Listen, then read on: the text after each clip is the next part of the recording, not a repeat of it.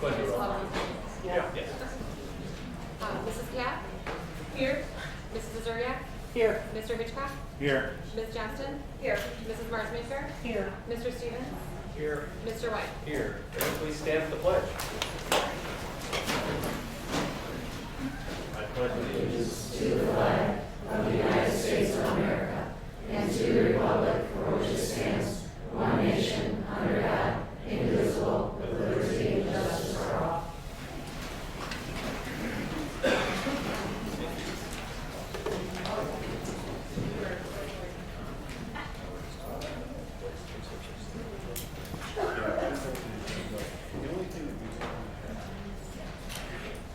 The only thing we may want to add to the agenda is, I know the board has been talking about possibly moving the day of the week that they have board meetings, because it's a conflict with certain board members. So you may want to add an item down on the action items that basically says, change the meeting dates, and maybe just set the next board meeting, and then at that board meeting, we can take action for the remainder of the year. I think we already have for Tuesday because there's another holiday following, so it's already been set that way. Okay. For the next one, and I think we were looking to do Tuesdays. Next. The next month is Tuesday. I'm not sure what the date. February 16th. 6 p.m. Because the holiday's the 15th, so it's already been set. President's Day. President's. But we still have the Monday the 1st as the committee of the whole, correct? Yeah, we still Yes. have that. Yes. Okay. So do you want a motion? I don't think we need to change. Not this one, no. If we do change it for the rest, then it's already set for next month, we're ready for that Tuesday. It's been set, actually. So no changes needed. I'll have an agenda item done in our next board meeting for the remainder. Just need a little direction, that's all. Cool, can I have a motion to approve the agenda then? So moved. Second. All those in favor? Scott? Aye. Those opposed, same sign. Motion carried. Public relations, we have, on our board participation program this month, we have the 6th grade boys basketball team. It's my understanding they went 12-0 in the regular season. All right, we have our coaches here. Can they come forward and help us recognize these gentlemen? And if they're in the audience, I think we should give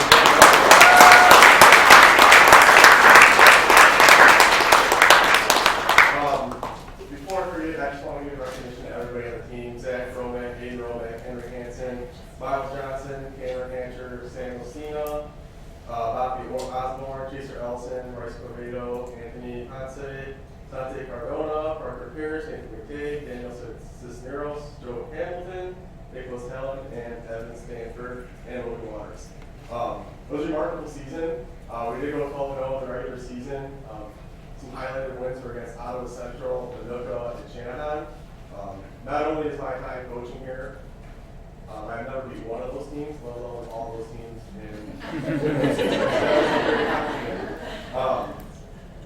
Another thing I want to point out, I had a couple coaches come to me after games asking me what drills I do in practice, what I do with the kids, to be able to play as a team and work hard. And my response to them was, it's just the kids. They're a special group of boys. A lot of fun to work with. They're all very hard and a hard ride.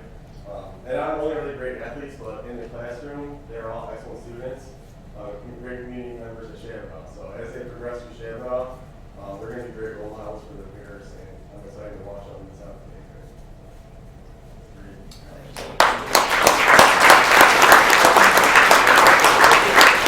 We have the boys come up here so we can recognize it. Your parents take pictures, all that good stuff. Come on. Watch the cord. Got to get you on there so we put you on the webpage. You can come up in here, guys. Get you on camera there. That way people at home can watch it. Yeah.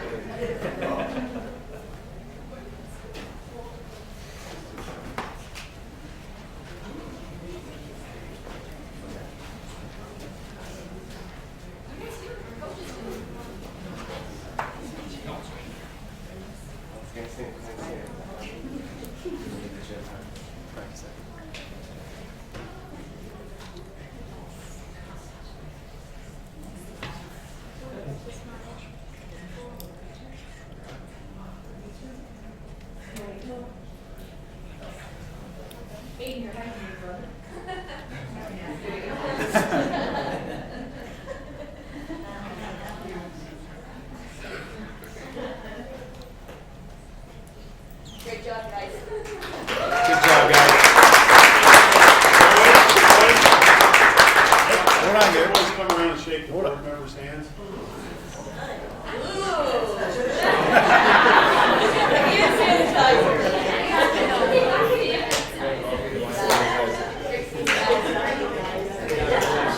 If you'd like some peanuts.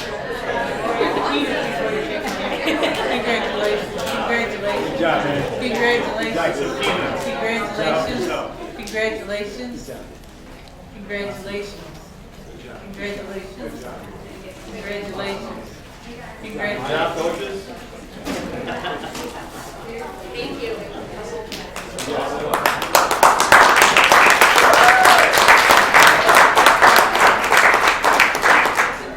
And parents and athletes, coaches, if you don't want to stay, you don't have to. We're not going to stay with the rest of it unless you want to.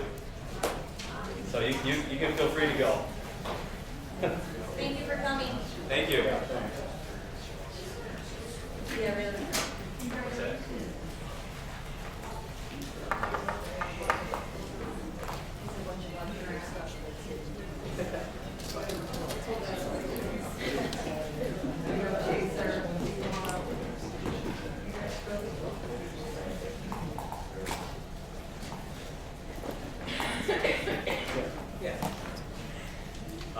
Comments from employees or the public?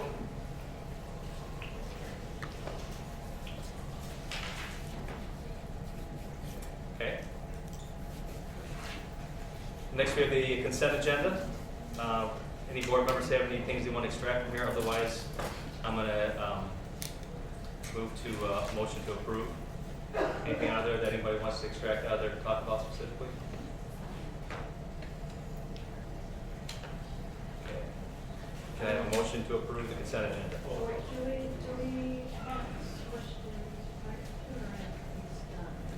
I think once we put the motion and second on the table, I think we need to. Then we have We have discussion. Okay. All right, I'll move that we approve the consent agenda. Have a second? Second. Discussion? If I can just add something, here's, there were some errors in the minutes, and I wanted the board to have a copy of the corrections in the minutes. So, it was the second page of both the,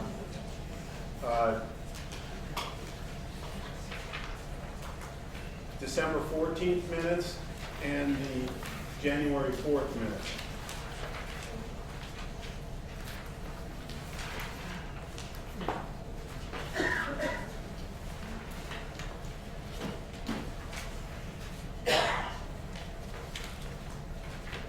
Okay. That's all I have. Any discussion? Go. Brooke? I asked her. Bonnie, do you have anything? Pardon? Did you have anything for discussion?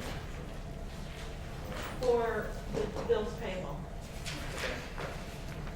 and bear with me. Okay. One of the questions I had was the AMGI purchase for $502.06. I'm going to defer to Melissa, and it was a special ed, a piece of equipment for a communication. Yeah, I was gonna say, that's a purchase for an augmentative communication device for a student. It's a dedicated device for a student. And the reason we look at augmentative communication for a kid is because they do not have speech as their main source of communication. In order to get a communication device through the state and also through the school, we're required to go through a trialing process where you have to try low-tech devices, medium-tech devices, and then high-tech devices. So all school year, we've actually been going through that process with that student in order to find this is the best fit for her. The district did opt to purchase that device for her, and it's also a device that can grow with the student. Right now, the kid's using 2 of the 8 cells, and I was gonna say, so it'll grow with her.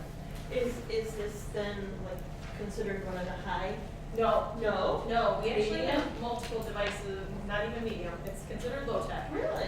Devices can range anywhere from like $5 up to like $15,000 to $25,000, depending on the type of device and what it is that they need to facilitate communication. Do you get any grant reimbursement yet? For this one, we do not. For some of those that are more higher end, you can get those, or you can also work with the families to purchase that through Medicaid. That way, that's a device that's actually for the student at home and school, as opposed to this is now just a school's device. So we own this. It's something that is only used at school. Okay. Second question, there was, Apple computer purchase for $18.98. It was in the payables as a teacher computer purchase. Yeah, it was actually two teachers, two computer purchases. We have an employee computer purchase program in which, we get group discounts for computer devices. And so employees can buy a computer device and then reimburse the district through payroll deduction, and that's what's happening on both of them. Then there was a second computer purchase with an accident protection plan. The computer was $1899.95 and the protection plan was $283.35. This is a computer that's used in the business office, and the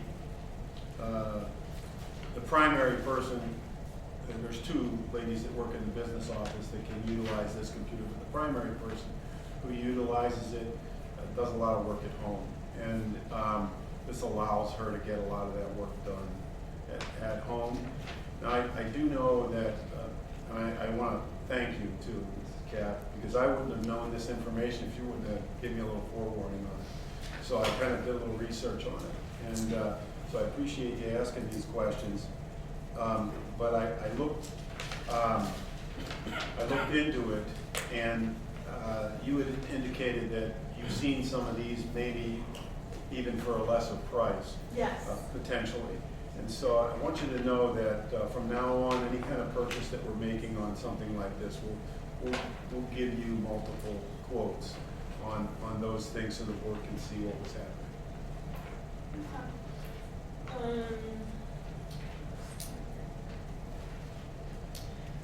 The other thing, the district has had credit cards in a previous employee's name, and I just kind of want to make sure that we are canceling those cards. We know we canceled one of the credit cards, and the other credit card, the name has been changed on it. So, the board understands this, but maybe the community doesn't. The school district does need to, from time to time, have a credit card, because a lot of purchases can't be made unless you have something of that nature. And so, having a credit card is not something, we tend to abuse. And absolutely the board here gets a breakdown of all credit card purchases every month. So we watch it closely, so the board does, so. And then my last question is, there was a purchase, I believe it was through the credit card, and it was $292.57 for the book program that we run through Kiwanis. And then my question becomes, do we get reimbursed for these books? Yes, I checked with Lisa and Jill in the business office. The Morris Area Kiwanis Club is very prompt in reimbursing us for those. We get better pricing for buying the books, but they're actually buying the books. Okay. I think that's all I have. Thank you. Anybody else? Okay. Any roll call vote then? Mr. Stevens? Yes. Mr. Hitchcock? Yes. Mrs. DeZuria? Yes. Mrs. Cap? Yes. Ms. Johnson? Yes. And Mrs. Marsmaker? Yes. Mr. White? Yes. Committee reports, technology, Mr. Hitchcock. Nothing? Mr. Stevens, finance? We didn't talk about anything. Okay. We talked about, Al laid out some financial projections for the next 5 years, and then we looked at options for the future. He laid out 4 options and sort of what the impact on the district would be.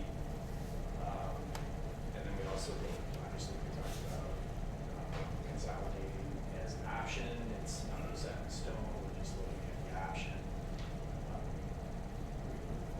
Al believes we can save some money that way, so we're looking at it as an option, because we are kind of financially, we're still struggling. That's it. Educational Services, Ms. Johnson? Mr. Meyer talked about the Safe and Supportive School Survey and Student Needs Survey. White Oak is exploring options for a K through 5 English language arts adoption, a math adoption for Chaminade, and we talked about the results from White Oak and Chaminade. Can I ask a question? Mr. Meyer, we just recently received an email from the state board regarding the 5 Essentials survey.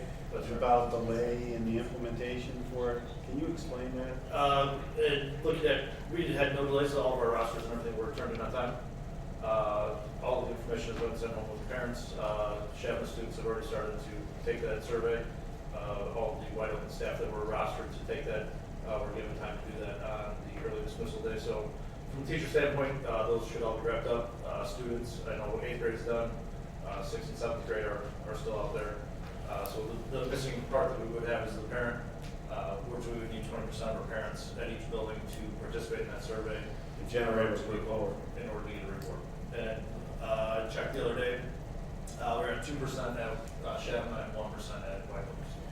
Now, did they extend the length of time that the survey's out there? Is that what the state was doing? They extended the exemption from the survey Oh, okay. to exempt out of it, but put it up for it and had everything ready, so.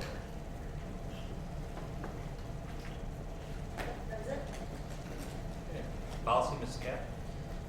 Policy, we had a press kit come in with several policies, some that they wanted to say new, and I brought up at the committee of the whole that I wanted to meet with Mr. Wagenheimer about some of these policies and the procedure, that we look at them, and Al and I came up with a new plan of action for policy. Myself being chair, we're looking for another board member, 2 teachers, and 2 parents to have kind of a separate meeting, and we decided we're going to go through policy step by step, starting with section 1 and section 2 to begin with.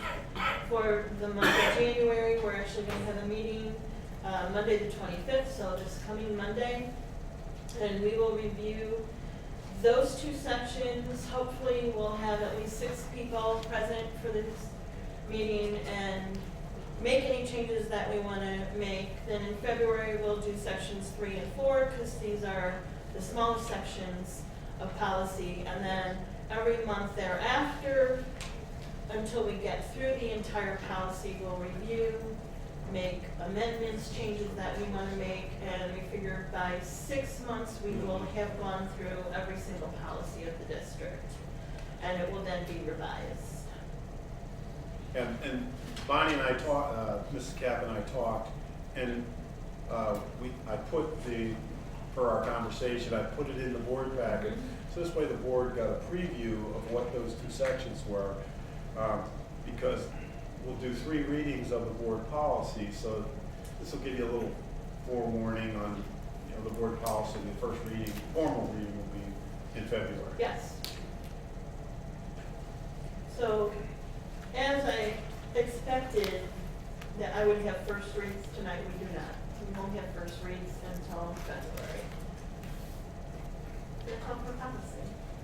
Thank you. Public Relations, Mr. Suriak? I just have a couple of things. Sandy co-chairs with me, and we had the opportunity to go and look at the time capsules from 2002, 2003, and 2004. There were pictures, artistic drawings, yearbook subjects, and we hope to have them displayed as you enter the building at that bulletin board as you enter the building. But if you get the opportunity, I'm not sure where they're located now. Mr. Meyer, are they, maybe, I think Amy still has it. Amy Aldridge might have them. But if you get the opportunity to take a chance and look at them, they're really neat. And then I'd like to have my PR committee meeting February 16th at 4 o'clock, if the administration would let the teachers know. And anyone that cafeteria, custodians, between the two schools. And we'll just hold it right here in the boardroom. Thank you. For action items, there's nothing for personnel. Nothing for the superintendent search this month. Yeah, Mr. Love asked if he should come this meeting or come at the committee of the whole meeting in February. So he'll be at the committee of the whole, actually, he won't be there, but I'm trying to think of his name right now. I know his first name's Al. But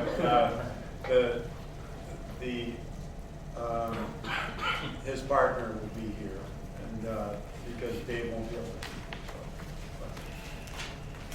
to. He's going to need answers to some of the questions that the board may have. You received a sheet, I've not seen it, but you received a sheet for them of kind of services, some ancillary type services, et cetera, that you might be interested in. He's going to want some ideas about that, whether or not the board wants to do those, and then he's going to be asking you some questions to put on the announcement for the search. And so, and the questions that he's going to be asking you are questions in the nature of, you know, what are your preferences with experience with the new superintendency? Do you want the new superintendent to be experienced? You know, what are your preferences when it comes to things of that nature that he can put inside the flyer?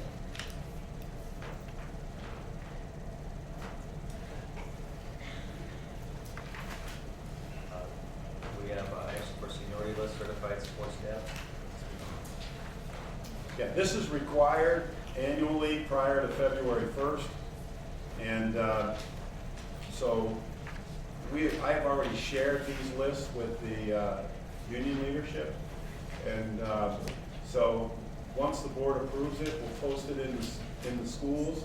If there's any changes to the seniority list, because once the staff takes a look at it, maybe they'll find an error or they'll find a mistake somewhere. And if there is, we'll make those changes and bring it back to the board for revision.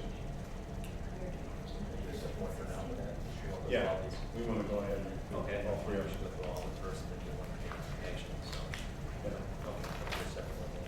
We can do it for the whole. That's how I was saying, we just go through everything. Yep. No one has a problem with that? We go through all these and then Approve all then three of approve them. all the action items at once, is that fine? No, the seniority list will be separate. Oh, I'm sorry, okay. So there's three of them. There's support staff seniority list, there is tenured teacher seniority list, and then there's non-tenured teacher seniority list. No, just one resolution for all three of them. One approved. I guess we need a motion. We need a motion to approve the seniority list for certified support staff. I'd like to move that we approve those with modifications that may be needed to correct errors. There's a higher date that's wrong. You know, Okay. make the correction and God bless you.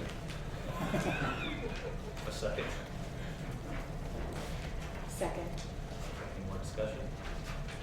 Roll call vote. Mr. Stevens? Yes.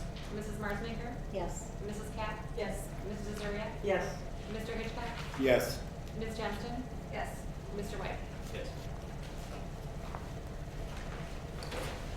Do you want to wait more on this one? Nope, that's it. Okay, could I have a motion to approve the resolution providing for the issue of not to exceed $1,965,000 taxable Go School Bonds, Series 2016 of the district for the purpose of increasing the working cash fund of said school district, providing for the levy of a direct annual tax rate sufficient to pay the principal and interest on said bonds, and authorizing the sale of said bonds to the purchaser thereof. Have a roll call, sorry. So moved. Second. Second. Yes? Any discussion? I just want to point out, if you take a look at the resolution, I want you to notice, if you go to page 13 of the resolution, you'll notice on page 13, page 13 of the resolution has, it'll say that by approving this resolution, you're given authority to the board president and the interim superintendent, because the date of the bond sale is not a board meeting date. So what in fact happens is they're gonna need authorization for the sale. And how they do the bonds is they'll go out to bid and they'll sell it to basically the lowest bidder. Who's gonna buy these bonds at the lowest interest rate? And so they'll approve it. They don't know who that is. They'll approve it, and somebody from the district has to tentatively approve it. And then the board will formally authorize the approval at the February board meeting. But I just want you to know that's one of the things you're approving as well, this resolution. Have a roll call vote. Mr. Stevens? Yes. Mrs. Katz? Yes. Mrs. Marsmaker? Yes. Mrs. Deseria? Yes. Mr. Hitchcock? Yes. Ms. Johnston? Yes. Mr. White? Yes. And I need a motion to approve the resolution of a working cash fund of the district. So moved. Second. Any discussion? The reason why you're doing this is, as a result of the sale of the bonds in the item D on your agenda, the working cash fund bonds, we can only have roughly $100,000 in our working cash fund. Any money we have beyond that amount of money in the working cash fund, we have to abate it from the working cash fund levy that we just approved last month. And so that's what this resolution is about. And abating it means that it'll lower your tax rate. Potentially. As much as a nickel. It won't be any less than a nickel. So. Roll call vote. Mr. Stevens? Yes. Mrs. Marsmaker? Yes. Ms. Johnston? Yes. Mrs. Deseria? Yes. Mr. Hitchcock? Yes. Mrs. Katz? Yes. Mr. White? Yes.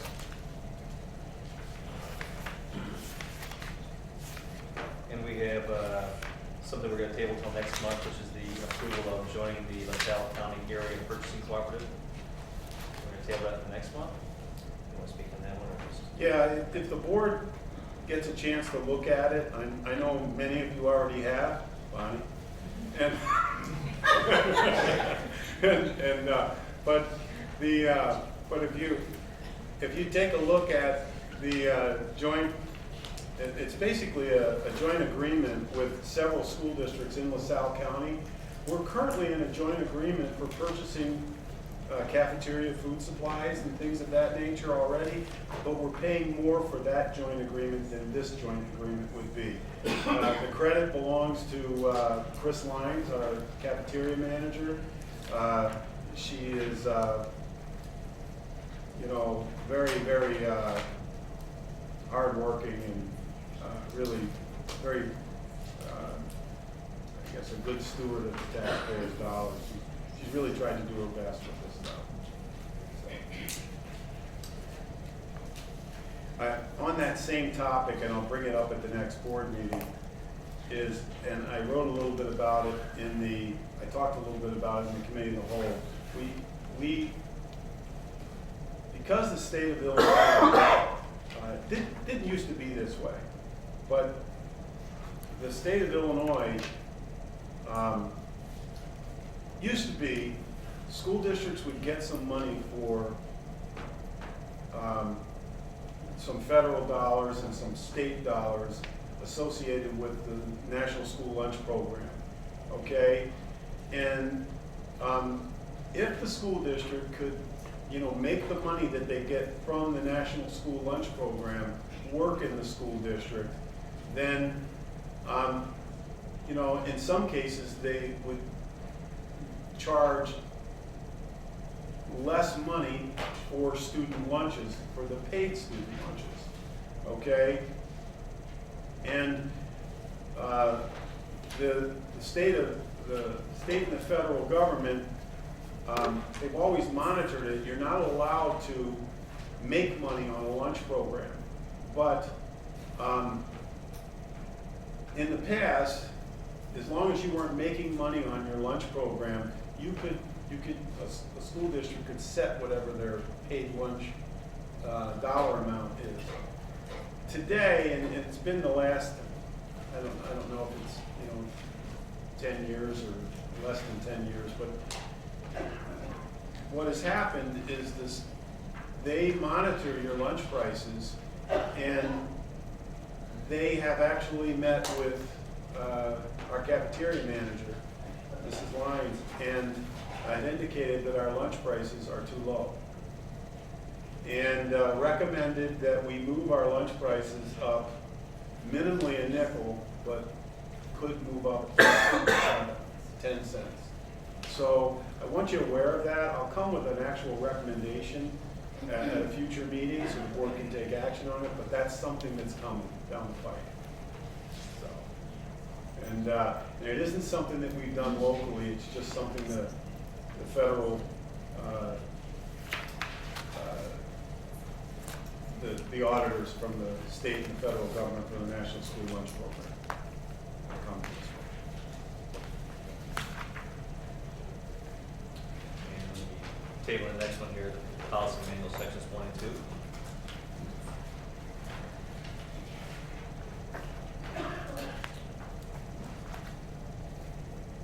You can have a motion for the decision to destroy closed session recordings from January of 2014. I'd like to, sorry, I'd like to move that we table that one also. Okay. Are we just talking a particular month? I was just gonna say, I didn't know if that was for that particular month or from that point on. It's just 1 month and every, because I just assumed. Okay, and that's fine. I'm typically in the past, they're reviewed per policy every 6 months, the close recordings. Nothing prior to 18 months. 18 months is the soonest that they would be destroyed. And in the past, there's just been like a list from this date Okay. to this date. Okay. So and that's why I'm asking the questions, because I know that there are some recordings that I think the board would not want to destroy yet at Okay. this point. And you had shared that with me when we spoke, so I thought I'd leave it on there so the board can. Absolutely. I think we You know. tabled that. I think we talked about, again, is maybe at that time last month, since we had a lot going on, that we pushed Yes, to June. yes. So, and then they decided June's meeting at that Table 6 month till point. June? Yeah. Yes.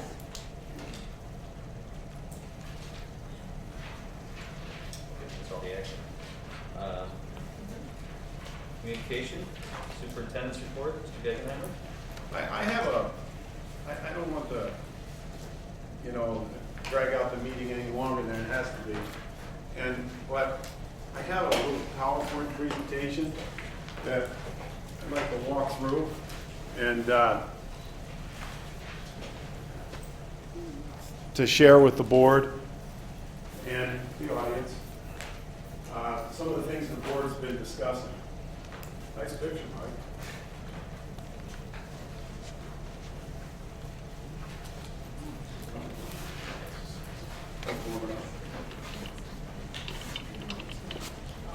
There you go.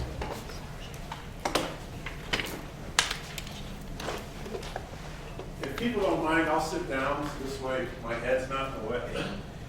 So,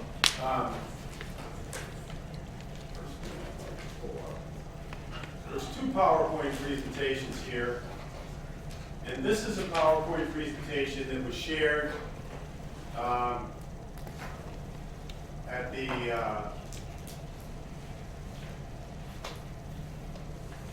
January 4th Committee of the Whole. Most of the board's seen it, so I apologize for going over it again, but I think there's been some discussion in the community. The board members have said it'd probably be in our best interest to kind of share with the community. We want to make sure that we're sharing this openly and honestly. No one's trying to hide behind anything. I actually have shared this information with the union leadership, and so I haven't had a chance to share it with the teachers, all the teachers yet, but I think that's probably the next thing that we'd like to do, and then we need to get the community involved in it as well. And so the idea is we're going to do this kind of backwards a little bit. We're going to talk about exploring consolidation of Chatham Middle School and White Oak Elementary Schools. And then after we explore this concept and talk about some of the problems with it, then we're going to explain to you why we're talking about it. And so the next presentation, which the board got on January 4th, I kind of revised it a little bit, and Mr. Stevens had talked about it in his Finance Committee report. So what we did is, this is just the agenda, so I always like letting the ball go. So let's get the ball rolling. So anyway, the purpose of the report and the purpose of the meeting is to discuss the feasibility of consolidation. So one of the things that we needed to do is to see if this is feasible, we needed to do some enrollment projections. And then determine, do we have classroom space, and will it cost any additional money? What will it cost? And what can we save? And so, and then where do we go from here? And this is just something the board, and to be honest, the board has been exploring this, I think, for some time now. And I'm kind of a newcomer, but the board has been discussing this. I think even before this board was seated, it was a discussion in the community as well. And so, at least I'm learning that. And so, one of the things that I shared with them is I shared with them two very good publications at the meeting, and one of them is a publication called Understanding School Finance. The other one is Where Does the Lottery Money Go? If you go to the Illinois Association of School Boards website, anybody in the audience goes to those, you can click on, just use that title as a title, and you can find those publications. Those publications are real easy readers, and it's about 12 pages. It's 12 questions and answers on school finance. It's actually a really good publication. And so, where does the lottery money go? There's a lot of people who talk about that. It can give you the facts about where the lottery money went. And so, in general, I wanted to point out that revenue sources for schools are primarily property taxes. We don't get sales tax, we don't get utility taxes, we don't get any of those types of things that many other entities get. We're limited in the types of fees that we can charge, and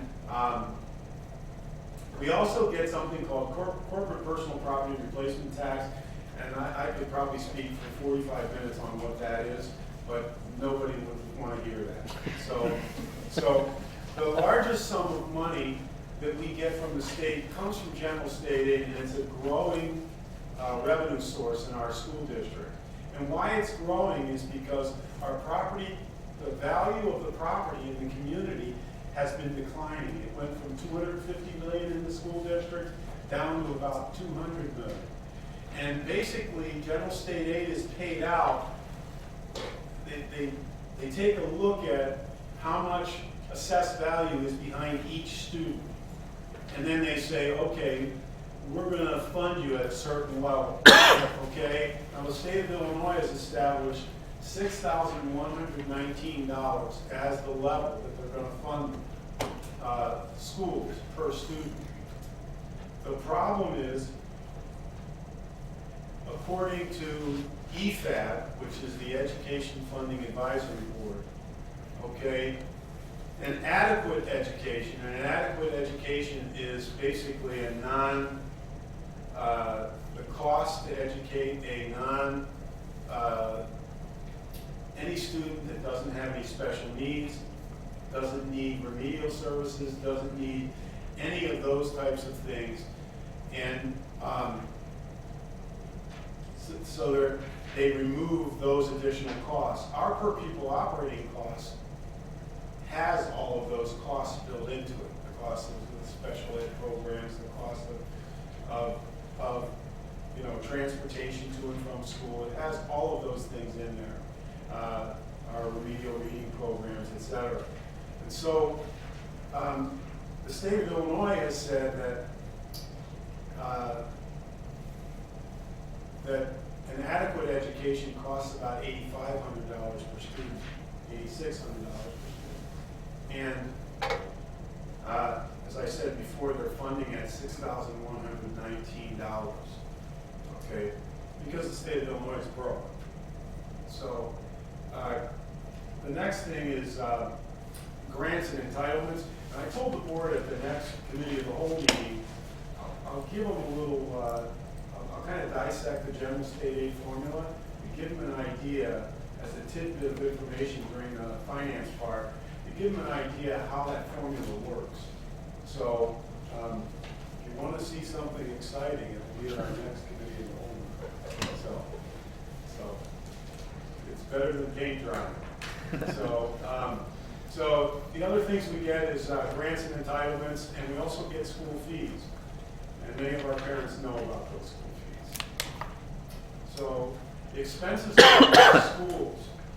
I took a look at the last 6 years of annual financial reports. I took a look at those. That's the report that's done by an auditor, an independent auditor of the school district. And I took a look at that to compare what the district has done in the past. So what I found is that roughly 80 to 90%, I can honestly tell you that 80 to 90% of all of our expenses are tied to salaries and benefits. Okay? That's usually an indication that the school district isn't discretionary spending too much. You know, there isn't a whole lot of discretionary expenses in our school district. Okay? So the remaining 10 to 20% is spent on everything from Band-Aids to paper clips to electricity to telephones, computers to playground balls, etc. So consolidation, the idea of consolidation at White Oak. There are some added expenses. The added expenses are capital costs, okay? We think that there will be some renovation. The renovation had to do with classroom dividers in those large multi-purpose rooms in each wing. And actually, according to our architect, only downstairs would we need to do that, okay, not upstairs. And so that wouldn't cost too much money. It would be some kind of permanent divider. It would involve putting up some dry erase boards and some bulletin boards, so there would be a limited cost there.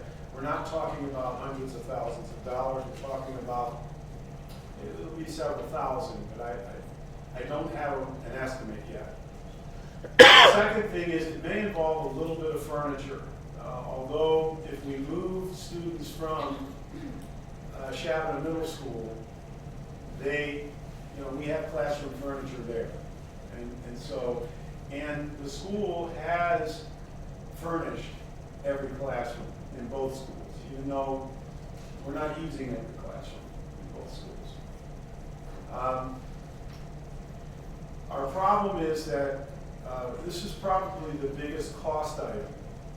And we've taken a look at the parking lot at this building. If we brought all of the staff from Shabana Middle School, we think that we would have a parking lot problem. We may not have enough spaces. So there may be, and a parking lot expansion will involve excavation, et cetera. So that's probably the most costly item there. But again, relatively inexpensive. There may be some other costs that we may be looking at. Moving classroom costs. Don Tondini is a hard-working person, and I know that Don would move our staff, and as well as our custodial staff, would move our staff. But that would involve additional hours for them, so it'll cost a little bit extra. It's not like we would be out hiring some outside furniture mover to do those types of things. Which I will tell you that I've been in districts that have done that, even though I didn't like it because it costs a lot of money. So the other thing is, I'm concerned about. I put a question mark there, transportation costs. I'm a little bit concerned about it because there are children that walk to Shabana Middle School that if we house them, the walk may require that we have to bus them now.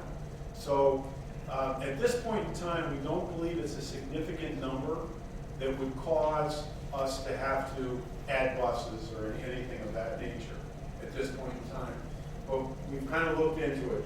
We would continue to stagger start the middle school students versus the K-5 students, just like they are today. The leadership team has talked about this. I can tell you that everything we've talked about, there's no ideal solution to this. And I want people to know that this is a difficult concept to talk about. Shutting down a school is difficult anywhere, but in a place like Morris, it's even more difficult because it's such a beautiful community. And we'll talk about why we're talking about this in a few minutes. The redundancy, there are some reductions that we'd be able to make. And we think that reductions would be in the form of some redundancy in staffing. This would not involve increasing class sizes or anything of that nature. It would be, we staffed 2 schools and now we're only staffing 1 school. Operations and maintenance costs, there would be some redundancy there where we no longer need to provide heat and electricity and et cetera in our, at Shabana Middle School. At least we wouldn't have to take over that portion of the bill. We would continue to heat the place, but we do believe that those utility costs would be paid by the people leasing portions of the building. And additional revenues would be rent revenues, and I'm sure there are some other things that we haven't thought about. So the first thing we wanted to do is make sure we could fit children in the building. So first of all, what's a projection? It's a best guess. It is science. It is a you're basically basing your guess based on the past, what has happened in the past, and I will tell you that most projections are only accurate for 3 to 5 years at most. So, all right, so we made some enrollment projections, and if we place our current K-8 student population in White Oak, can we continue to house them there over the next 5 years? What would be terrible is we said this year we could house them, but our student populations were growing, and then we have to move children back. It would be awful to do that to our children. And so we wanted to make sure that whatever we do, it's consistent. And if there's a sound reason to do this, and again, this is just an exploration. So, do we have the space? Okay, for this. So the first thing we did is we took a look at our current facilities, and we had help from our architect. And the architect, basically it indicated to us, and I'm going to share with you what the architect put together. And so that you can see it, we'll place this stuff on the web, it's part of the board packet. And the architect, basically it indicated that Shabana Middle School was built, has a capacity, maximum capacity of about 600 students. Comfortably can house 500 to 550 students. And we have about 380 students in that building. Okay? The White Oak Elementary School is currently housing about 850 students. And the building was built, according to the architect, to house 1,400 plus and students in that building. And we currently have about 1,200 students in the district. And if you add those two numbers together, we have the capacity for maybe at maximum about 2,100 students in the district. All right? So one of the things that I did, before I show you that,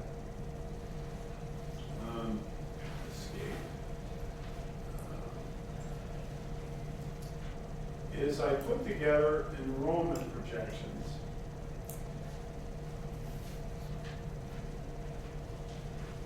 Let's see, what am I finding my computer?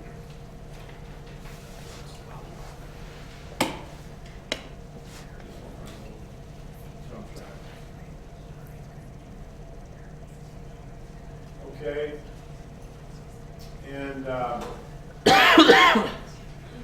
okay, so what I did was I loaded in the school district's enrollments over the last 6 years.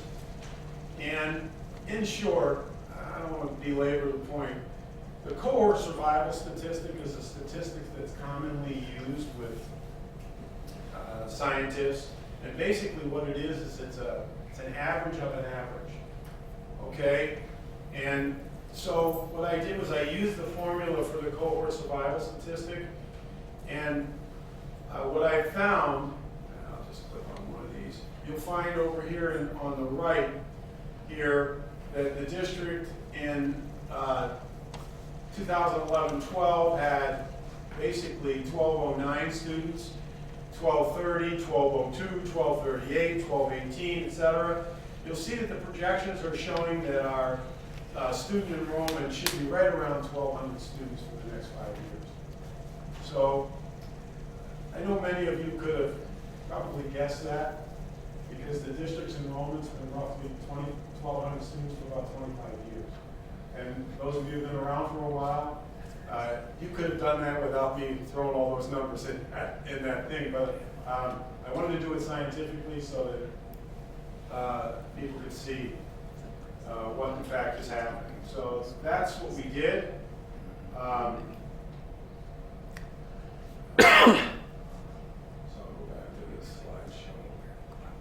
Okay, the next thing was a building utilization study. And the district's architect, Patrick Callahan, had put together a building utilization study for the district prior to my arrival and for the board, because the board's been discussing this. And what he did was he took a look at enrollments. He just did a historical model where he's basically showing what I shared with you, that the enrollment's been right around 1,200 students for the last 25 years. Okay? And you'll see that he talks about the enrollment quite a bit. He talks about each grade level in his projections. And then he shows the layout of White Oak Elementary School. And this is the downstairs layout, okay? And this is the upstairs layout. Of course, the color part is where the classrooms are for children, okay? And then, so the task he was given by the prior superintendent was to see if this is feasible. Can we house our current student enrollments in there? Now, our leadership team has been looking at this, and we know that there may be one or two hitches in this. Not a lot, but there may be one or two hitches in it. But we took a look at this. We do think that this is somewhat reasonable to expect. If you look to the right, where it says art music suite, okay, there's 4 classrooms in that art music suite. And one of the things that's a concern is the art music suite may not be large enough to house 1,200 students throughout the day.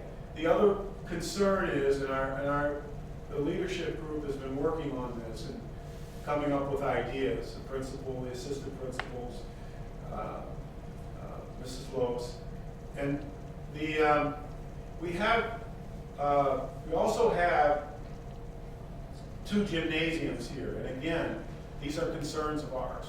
We know that for after-school activities like this 6th grade boys basketball team, this facility is not adequate for housing junior high school sports. The gymnasium in there is not built for fans and things of that nature. So we do know that after-school activities would need to still happen over at Shabana Middle School. But we're working on ways to be able to get our children in PE on a daily basis, be able to feed children. We absolutely do not want children to be eating from 9:30 in the morning all the way to 2:30 in the afternoon.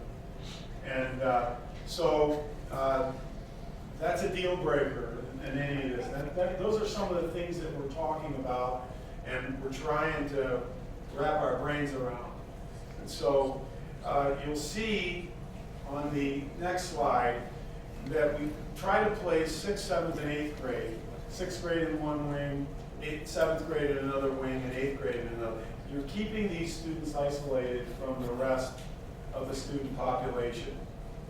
And the idea would be that's what we would do.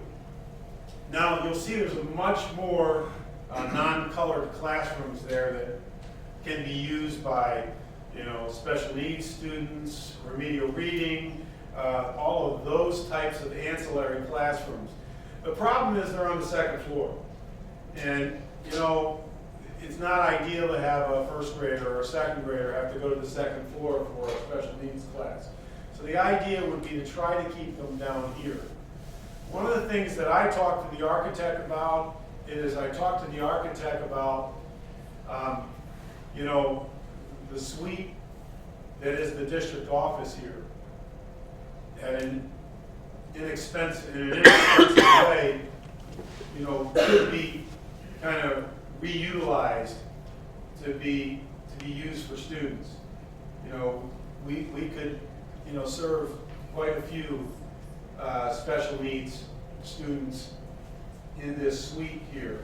Now that would mean that probably the business office would mean the business office and the superintendent's office would need to move over to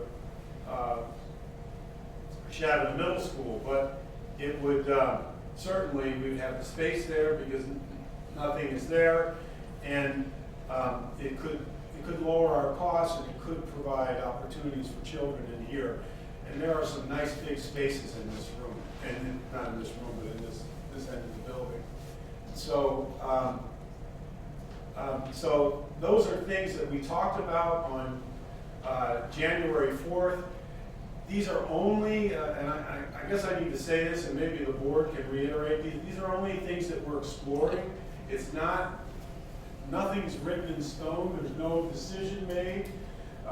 Before any decision's made, the board and the administration, we need to do our homework. We need to talk to teachers, we need to talk to parents, we need to talk to community members, and get their thoughts on these types of things before any of these things are done.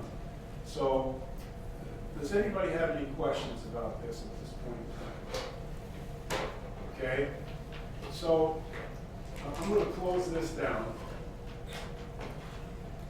Okay, And so this was the first presentation that we made at the January 4th meeting. The second presentation that we made, so I'm just going to close this down, and it'll bring up the other PowerPoint presentation. And I kind of updated this a little bit. I didn't update it much, but I updated it a little bit. Okay? And so what we did, what I'm trying to explain to the board, what I wanted to make sure the board understood, it's really hard to determine where you're going if you don't know where you're at. So you need a good idea of where you're at and in order to figure out where you're going.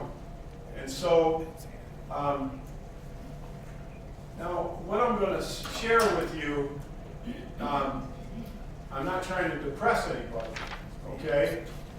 But we're trying to be honest with the taxpayers. This is something that, in general, taxpayers have already known about or surmised.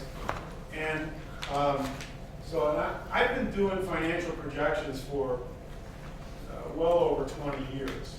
And so I do them with a spreadsheet that a friend of mine and I created, and we have an idea.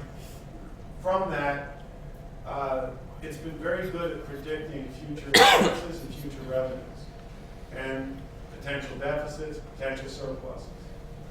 Okay, so what we wanted to talk about, enrollment history, just to make sure people understand where we're at. Discuss the consolidation into one school, and then review financial history and projections, maybe discuss some options, and that's what we did at that meeting, okay?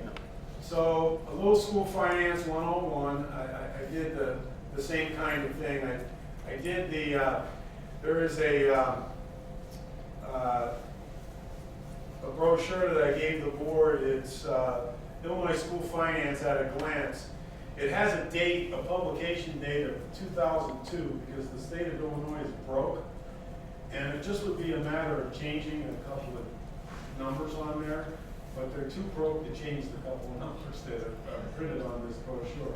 And so, so it's a 2002 publication, but it's still valid. And you can get that off of the state's, if you look up Illinois School Finance at a Glance, you go to the www.isbe.net, you put in the search that phrase, it'll take you to the brochure. And you can take a look at the brochure yourself. I shared it with the board. Okay? So, again, primary sources of revenue, we already talked about this. Expenses in our school district, we already talked about this. We talked about the enrollment projections. In this one, instead of pulling out a separate slide, I actually just pulled the numbers down, okay? And I plugged them into a slide. And then the facilities plan, I went over that. It's just a copy of the other slide. So what does this all mean? Well, our student enrollments have been consistent over the past several years. Our student enrollments should remain consistent over the next several years. And school facilities will continue to adequately house current and future enrollments. And there is potential to house all students at White Oak Elementary. And so that's what we looked at. And then we took a look at preliminary financial projections. So I talked about what is a projection. And then the very first thing that I showed the board is all this red ink. That red ink is showing those numbers are in millions. That's the school district's annual deficit, okay? And just so everybody understands what the difference between deficit and debt are, a deficit is in a given period of time you're spending more money than you've got coming in, okay? Debt is, you could not necessarily have debt if you had a deficit. For example, say you were saving money to build a new pool, put a new pool at your house. And so you had been saving money and you saved $5,000 to buy a brand new pool, above ground pool. And So the summer came and you decided in June that you were gonna build a new pool. Well, you would have a big deficit in June because you're gonna be buying that pool in June. Thank you. You're gonna be buying that pool in June because you're gonna have an additional $5,000 expense that isn't normal, but you plan for that expense, okay?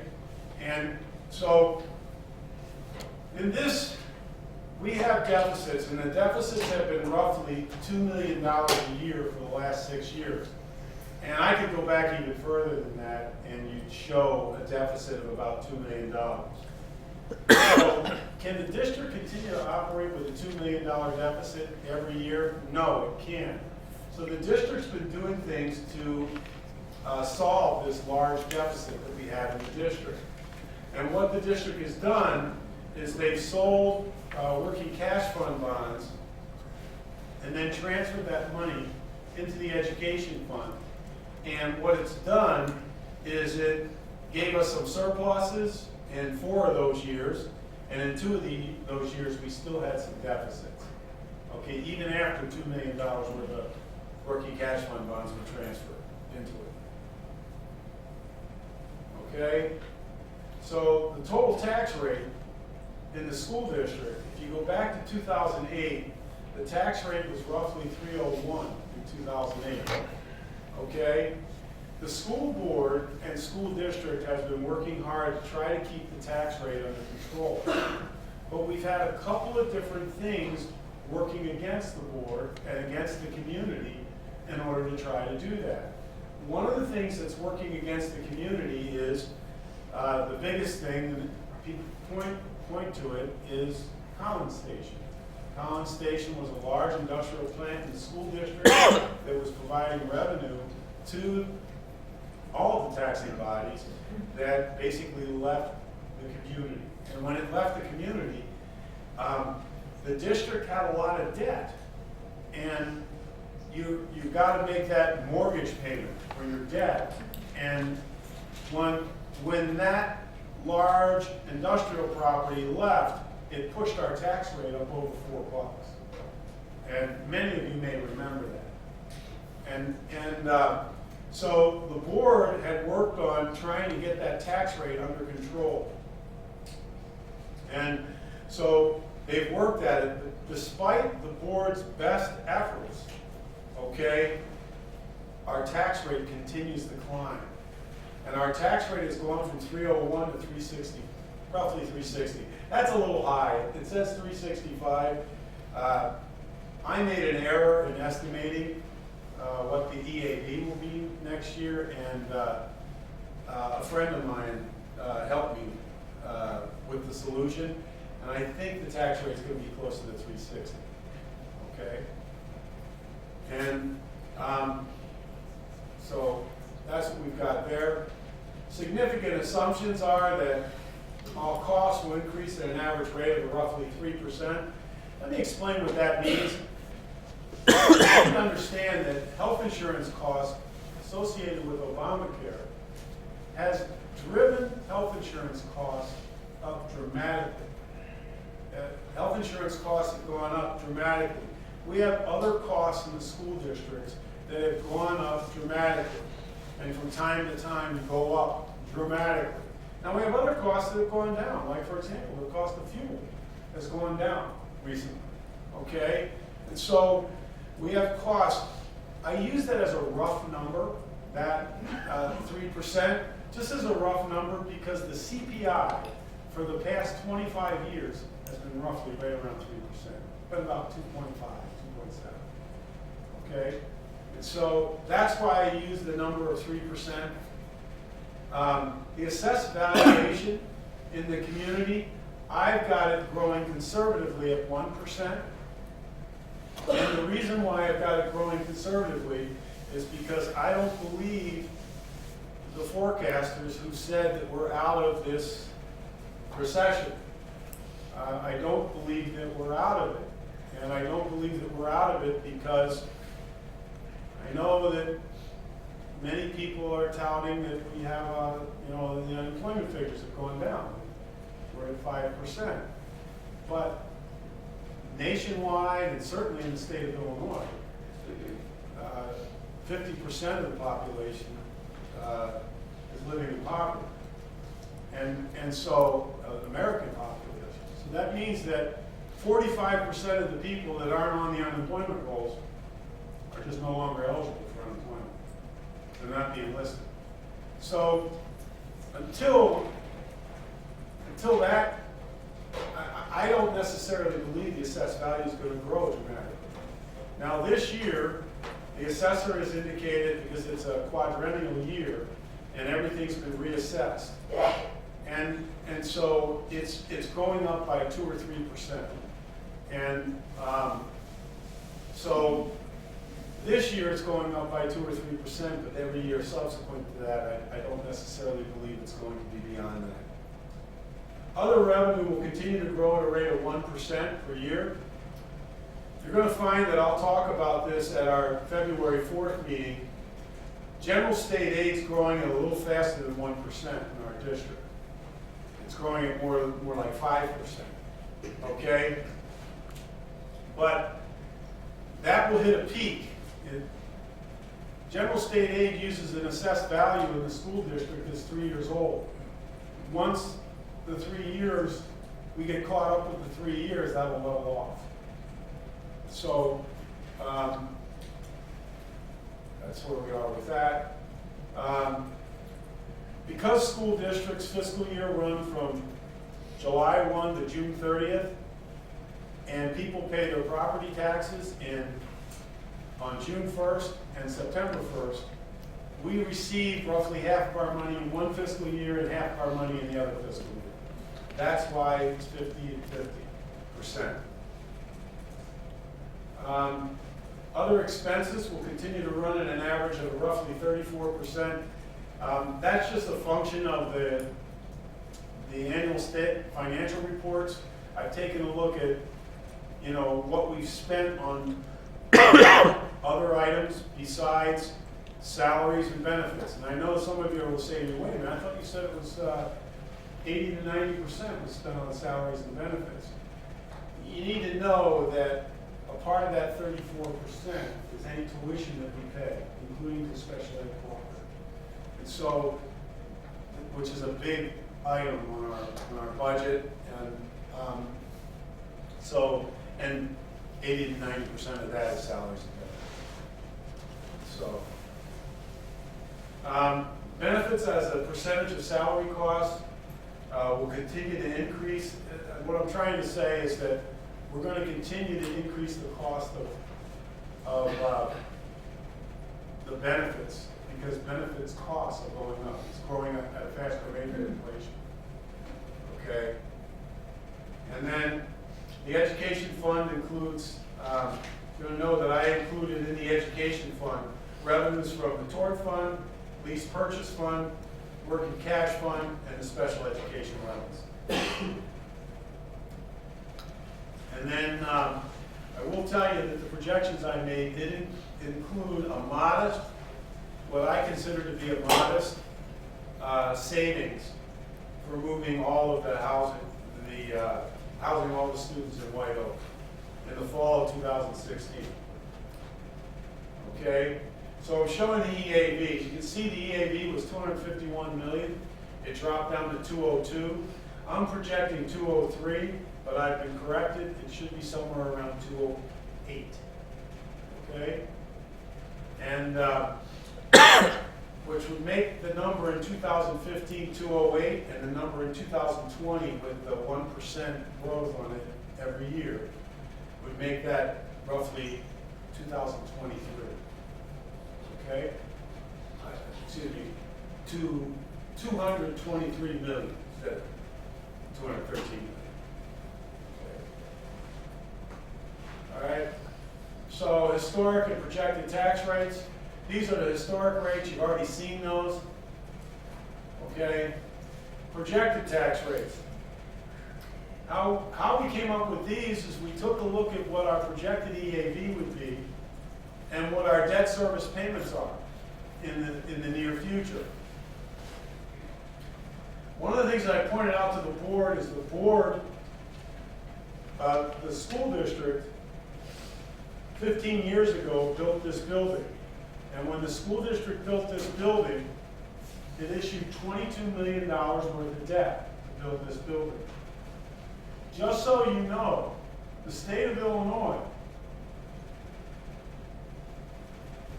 in the Illinois School Code, they indicate how much debt a school district can get. And a school district, they limit the amount of debt. And the amount of debt that a school district our size can get is 6.9%, well, any school district. It's 6.9% times whatever your EAV is. So if you take our EAV of roughly 202 million or 208 million, and you multiply it by 6.9%, you're going to come up with about $14 million. So the district can have $14 million worth of debt. 15 years ago, almost 16 years ago, the district built this building for $22 million. Okay, issued debt to the tune of $22 million. The district had a higher EAV in those days. Okay, the district issued the debt, and then, so now we fast forward. Today, the district owes roughly $18 million in principal only. Principal and interest is about $33 million, $33 million. Principal and interest. And so, after 15 years of paying debt, we owe almost roughly the same amount of money. We're not paying down the principal. One of our board members had made the suggestion, made the analogy, said, so is this like the owner of a home getting a 30-year mortgage, and then every year or periodically refinancing, basically capturing any equity you have in a home equity loan or a second mortgage, and refinancing and never shortening your debt service payments. The state of Illinois says a building like this should take you 20 years to pay off. They don't allow you to issue debt for any longer than 20 years. But the district has refinanced, and right at this point in time, with the current refinancing, the board will have paid 29 years on this building due to refinancing. And so, by extending that debt out, that's what we're doing at this point in time. The problem is, a lot of the debt was refinancing. And I don't know if we can get around not refinancing, so I don't want to make it sound like these tax rates are unbelievable. I mean, nobody wants that kind of a tax rate, and none of our board members want it, and certainly I don't want it either. And that's not helping the community. But this is where we're headed to. These are the types of tax rates that the school district is looking for. And the problem is, you see it goes from 422 to 423. As time goes on over the next 5 or 6 years, the debt service payment increases by another $500,000, which $500,000 at our current EAV, the tax rate, would be about another 25 cents. So we're looking at another 15 to 25 cents. And so onto that tax rate over time. And so all of these issues are serious issues that the board is taking a look at. So why are we talking about consolidation? I just talked about the debt. The debt's our problem. Well, the debt is our problem. Our tax rate is our problem. But our deficit is our problem. We need to get the deficit. We need to try to attack as much of the deficit as possible. I started to say this a little bit earlier. Morris 54 really doesn't have, I'm an outsider just walking in. Morris 54 does not have a spending problem. Okay? The district, our per pupil operating expense is $2,000 to $3,000 per student less than the Illinois average. We're spending a lot less money than the average public school in Illinois. And why are we spending so much? Why do public schools spend so much money? A lot of people ask that question. They do because the state of Illinois and the federal government mandates that we offer certain programs that are very expensive. And we do that. We comply with all those laws. We try to comply as efficiently as possible, and Melissa will testify to that. And the school district, we're spending about $9,000 per student, and the Illinois average is somewhere between $11,500 and $12,000 per student. Okay, and that figure's a year old. And our number is the most accurate number.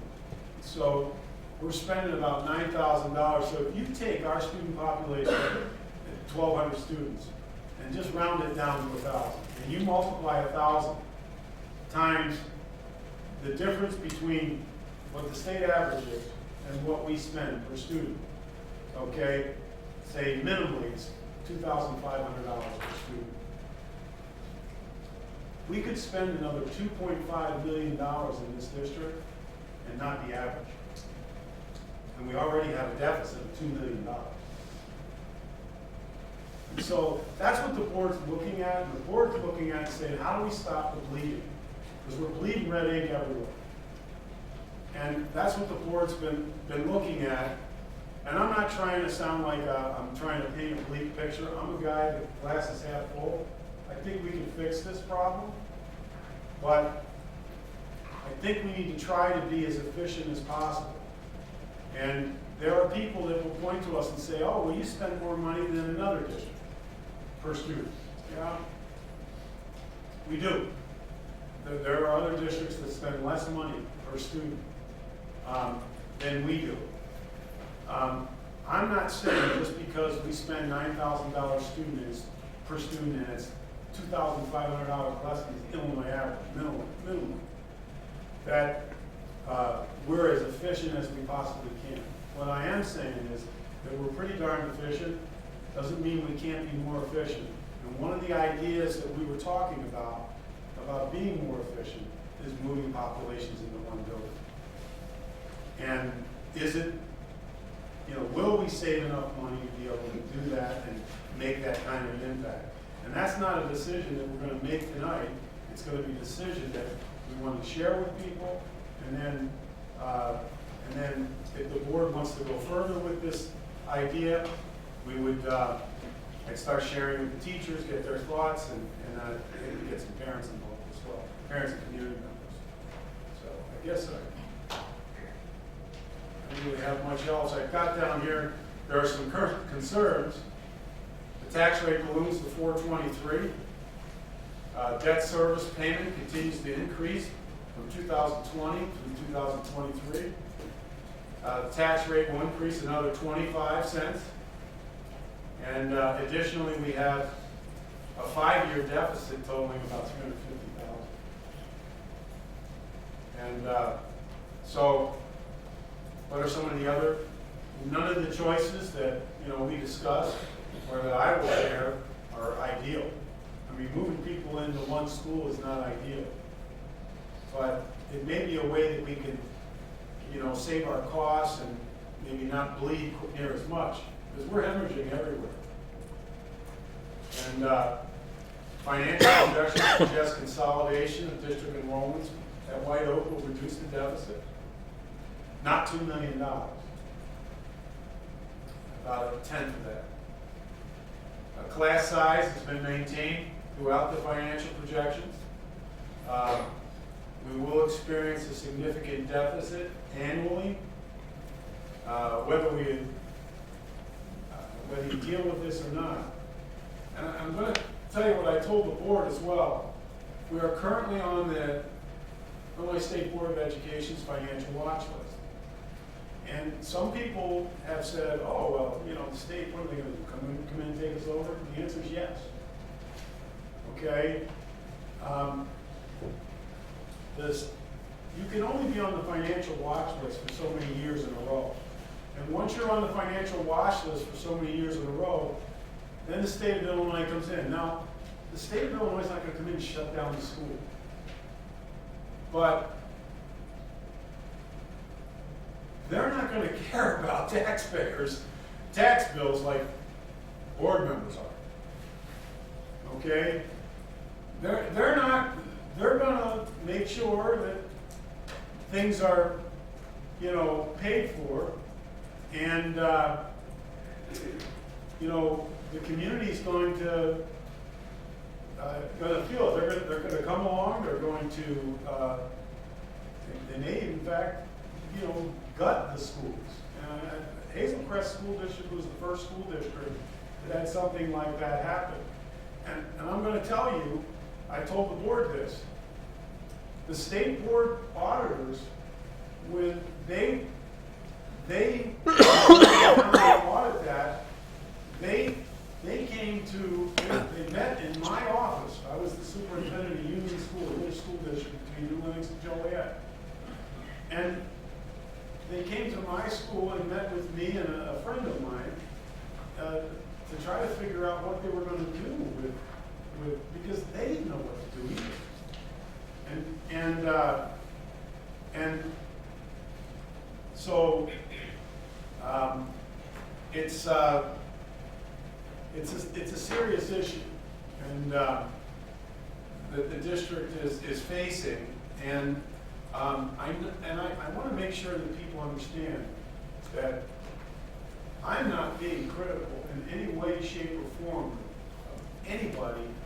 I really think the board and the administration have done an amazing job to contain costs. So when you take a look at the financial, if you take a look at the projections, you take a look at the history, you'll see that the costs in the education fund, for example, declined. I mean, 5 years ago, it wasn't until last year, 6 years ago, our costs were higher than what they were 5 years ago, 4 years ago, 3 years ago, 2 years ago. Now, last year, we finally caught up to what the costs were 6 years ago. And you know, to be honest, I'm amazed at how well we did, and we were able to maintain class sizes in the school district and you know, address student needs. So I've got only complimentary statements to make. I will tell you that I know the board has really worked hard to address our tax rate, because we don't want to hammer them. Nobody wants to hammer our local taxpayers. No, they're our parents, they're our community members, they are our community. So nobody wants to do that. So we think that, you know, more brains wrapped around this is better than fewer brains wrapped around it. So. Yeah, thank you. Any board members have comments or questions?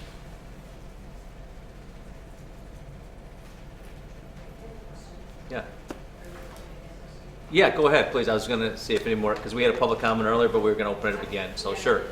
No, it's okay. So if you're suggesting if this happens and it's going ahead and all of this, when will we make a kind of decision based on, and when will we know as parents that this is? Absolutely. I think that's kind of one of the big concerns and which is why we kind of wanted to go public with this thought, because, you know, we did talk about it, like Al said, 2 weeks ago. Okay, and so, and the rumor mill started. It did, which is fine, because we wanted to be pretty honest and open about it, public about it, that we're only looking at the idea. You know, that it's not a done deal, that there's so many factors in it. I mean, you know, again, we have to talk to teachers. We want to see what the parents say. We want to see what the community says. I mean, we've had 2 schools for a very long time, more than that before this was built. So it's not something we're going to rush into. I mean, again, the answer of a timeline, you know, I couldn't honestly give you a timeline of when that's going to be, like March or April or May, because we need the input. We need the input for parents. We need the input for our teachers. And we wanted to get it out there, which is why we, you know, kind of spoke on the radio and talked to the paper. We wanted to let people know we were doing this. We didn't want anybody to be surprised, because that's the last thing. The rumors were starting, and I'm like, you know what? I talked to Mr. Gaggenheimer. I said, you know what? Let's get something out there to people. If they show up, whether they're for it or against it at the meeting, that's great. It doesn't matter. That's great. I want the input. Hopefully, people are watching the webcast at home too. And we just wanted to be honest about it and open about it, that it's not just a rumor, because rumors tend to grow. and they get bigger. And then you start hearing things that are not factual. And then, next thing you know that the consolidation they've heard us, we're consolidating with another district, which is not true. We're talking about just our own buildings. And it's purely because of money. Our financial situation is pretty bad. And so, I mean, I think, and people in this community know, that's been here a long time, know it's been bad for a while, but I don't think they realize how bad is. And so an idea to save some money is this idea, okay? So we'd have to know no later than by April, right? I mean, would you agree with that, Al? I would Because think, there's a lot of work to be done. I think there's a lot of work that has to be done, and I would like to hope that a decision could be at least close by March. Yeah. So that, because we need to, we're gonna have to, if this change is gonna happen, we're gonna have to get price quotes for things. I mean, I know that most of the work can be done during the summer, it's not an issue of that type of thing. But, if we are, if we are basically saving money on redundancy, some people are gonna have to get some notice, if in fact we've got redundant positions. And I think the more notice we give, I know the board would rather be fair than unfair to, we've got hardworking people in the school district, so, every one of them. So, there's a lot of work to be done between now and whenever this decision is made. And the board, is gonna need more information to make this decision. And a part of that is thoughts from parents and community members and teachers. So to answer her question, if we're thinking fall 2016, then you're suggesting no later than March. Yeah, I would say so. Is that your? It's kind of a tough call, Okay. Um, Sure, go ahead. The redundancy, do you know estimated about how many people we laid off? but, Any word of teachers and staff? we really haven't looked at it, that closely. We do know that we have some people that are leaving, we have some openings in the district, and it may not involve as many like layoffs as we're suggesting, as it seems to be suggesting, but we haven't fully looked at everything at this point in time. I don't think it'll be much, because if we're going to maintain class sizes where they're at, there isn't going to be a lot of that type of thing, laying off teachers.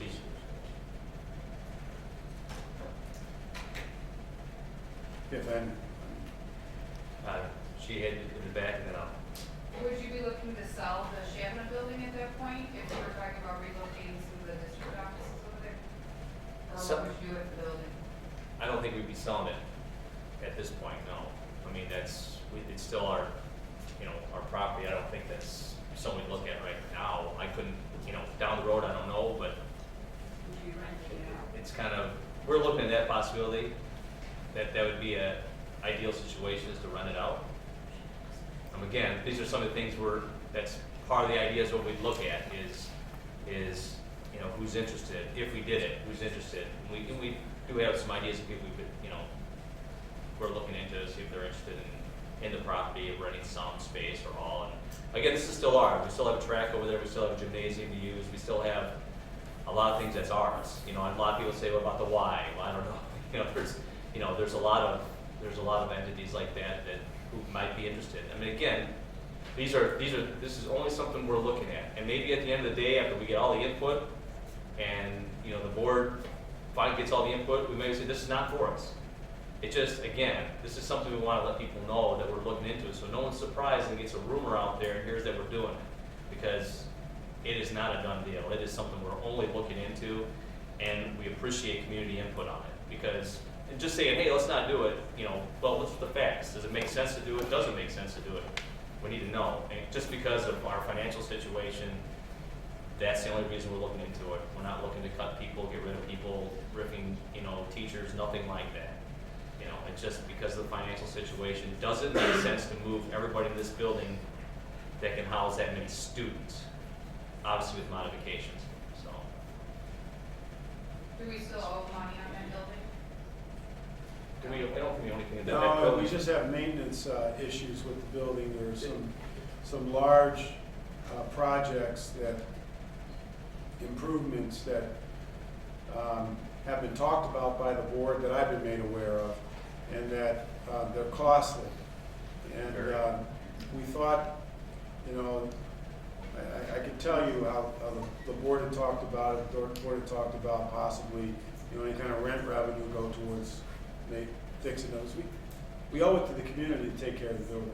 Can you make enough rent on it to justify the repairs? To give you an idea of how you, I think the answer is yes, okay? And to give you an idea of what I mean by that, I was in another local district. It's not,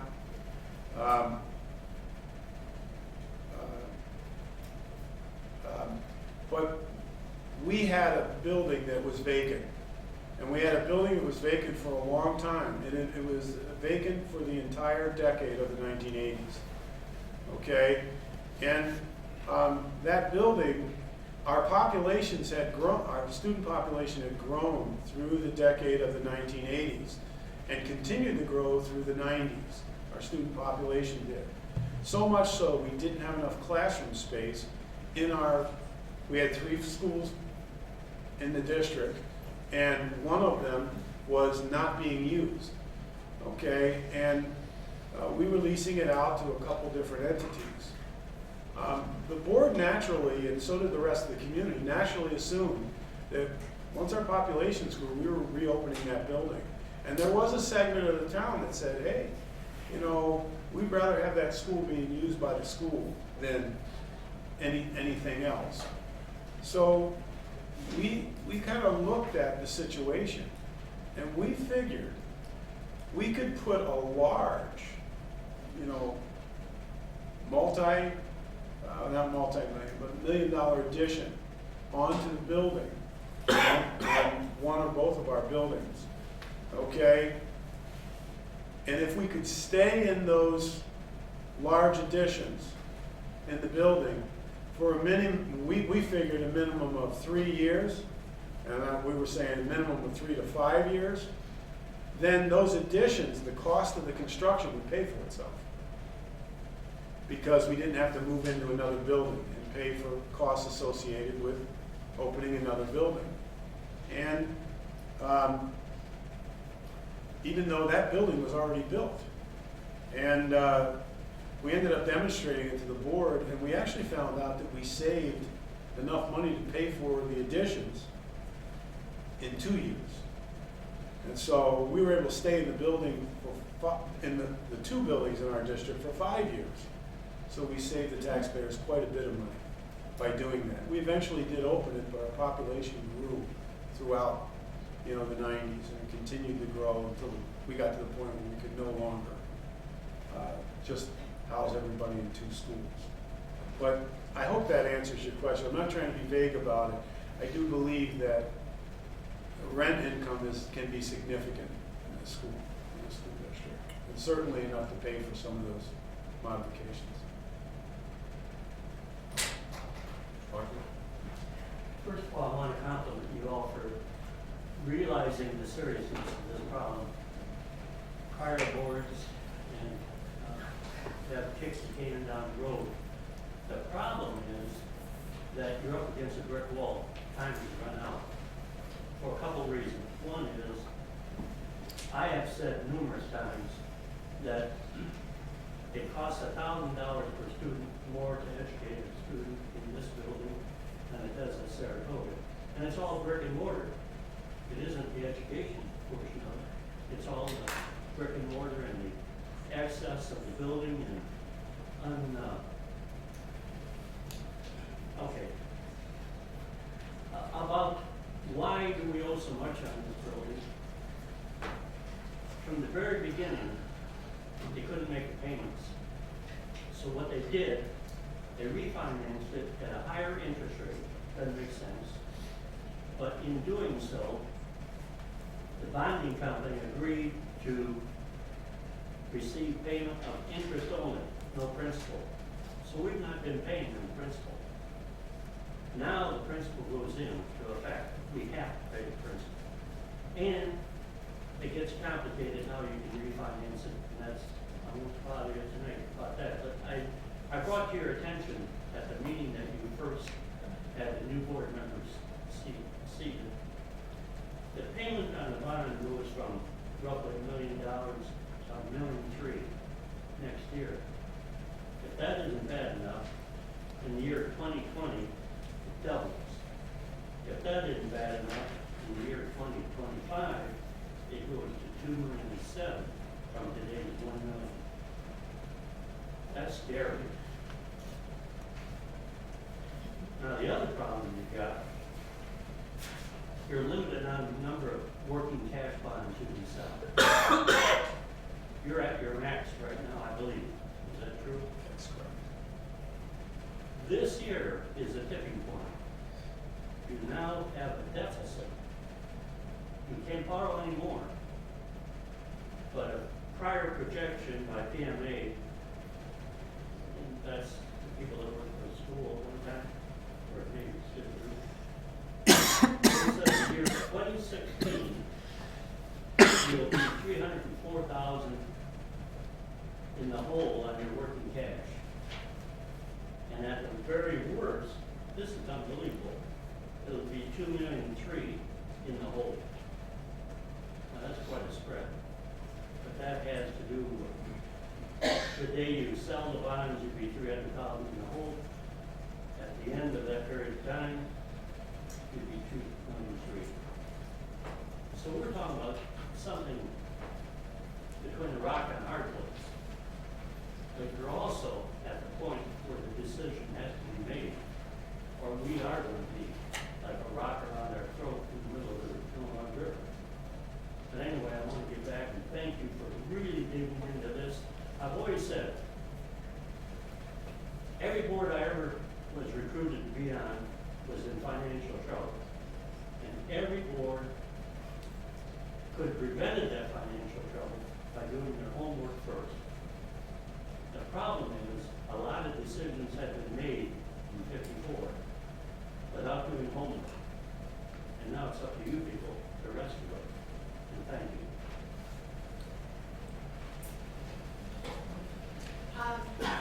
My question is we're talking a lot about getting input from all these different things. The one thing I noticed on the slide that seemed to say that you all perhaps were discussing this back in November. I don't know how long you all were, but for obviously many of us parents, this is new. So we're talking about 7 weeks from now, for March. And I would like to know your plan. Are there detailed, specific plans on getting the act together, of getting everything together and implementing this and being ready, even if it's not March, say it's April or May, pushing it out, that's 4 weeks more, that's 4 weeks after that, that's not much time. So my concern is there a plan for getting all of this input in place, getting the logistics down to the last detail of how we're gonna have lunches, how we're gonna have activities, how all music, art, all these things are gonna take place. We're gonna get this done, or you're gonna get this done in 7 weeks, or 12 weeks, or 16 weeks? That's my concern, it's a big concern. I think I pulled that because I'll try to answer that as best I can. Your concern is exactly our concern. What you just said is what I've been sweating about, and the administrative team has been sweating about, since I've been around here, and which hasn't been long. But we met over the Christmas holiday to talk about these issues, to try to figure out if we could find some solutions for these things. Now, we think we've come up with some ideas, but I'd be lying to you if I told you we've got a plan, because we don't. My question kind of goes to your presentation more. Is there more behind this than what we saw here? Yes, there is more behind it, but I don't want to make it sound like we've come to a conclusion, or none of these issues are going to be. I think I said it in the presentation. none of these solutions are going to be ideal. We will not put children in school and have them eating lunch at 9:30 in the morning till 2:30 in the afternoon. Absolutely, that's a deal breaker. And so we do not want that. We need to be able to find ways to be able to put our administrative team they're working on that to try to, and believe me, they've got enough to do already besides working on these things. We've met. I understand that, but I guess that's my concern. I mean, are you all meeting, 4 Regularly. times a week, or, I mean, I really think Should it be implemented maybe the following year and say, hey, okay, we're gonna do this and wait a year and have everything prepared and ready to go? Yeah, that may in fact be what, comes out of this. The board had asked us to see if we could make this happen. And if this is feasible, is this feasible this year? And we're bound and determined to make it feasible this year. If there's a way to do it, we're gonna try to make it feasible. If it's not, we're gonna be honest with the board and the community. So, we want you to know that if the board, if the decision is made to move all student populations into this building, I want everybody to know that it will not be ideal. We will find things to trip over. I mean, I'm sure, even though we think we're going to be thorough about this, there are going to be some things that we may have missed. We're going to do everything we possibly can to make sure, though, we've thought about and looked into every issue that could possibly come our way and some type of resolution before I can comfortably say to the board that we can do this. And so we're not there yet. I can tell you, and the administrative staff is nodding their head at me because we've talked about this. We're not quite there yet. And but what we want to start doing is we want to start talking to staff and the community to try to make sure we do get there and can give the board an option that's reasonable. And because it's our responsibility to do that. I mean, our board, these people are a bunch of volunteers that, they volunteer, they sacrifice their time for the betterment of our community. And that's a tremendous sacrifice to make. And so I appreciate their work and their effort because I've presented them a lot of information and I'm not easy to listen to sometimes. So. It spoke earlier about having still using Sharon as facilities for gym and sporting events. And then you also speak about leasing it out. So these so-called people that will be leasing, and is this going to be separated? Are they going to be having access to the same area during times of our children? We would make sure that would not happen. And I can tell you, I've seen many models. In fact, there's a current model right now in Shannon. Shannon Park District went, I was a part of the school, I was part of Shannon School. I worked in Shannon School District. I spent 17 years of my career there. And Shannon Park District and Shannon School District jointly built the gymnasium area over at Shannon Junior High School.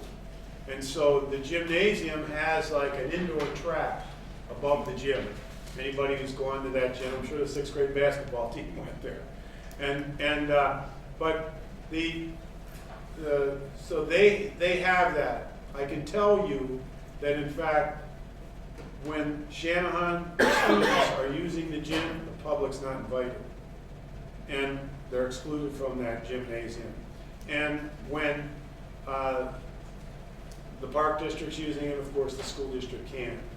And so they kind of said it takes cooperation.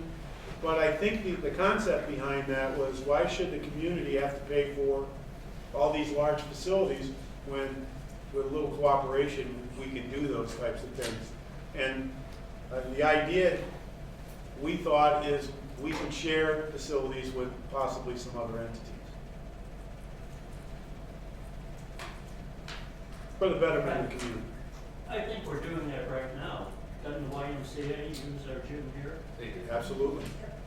And the YMCA is using the gym now. We not only have that, we're doing other things to share with, you know, Morris High School, Saratoga, et cetera. We're sharing transportation services. We're doing things of that nature.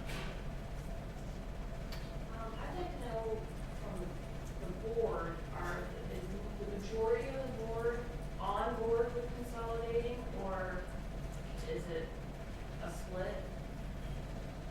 Are you guys more on board with this versus not? I'm speaking for myself. I'm on board if it'll work. Right. Yeah.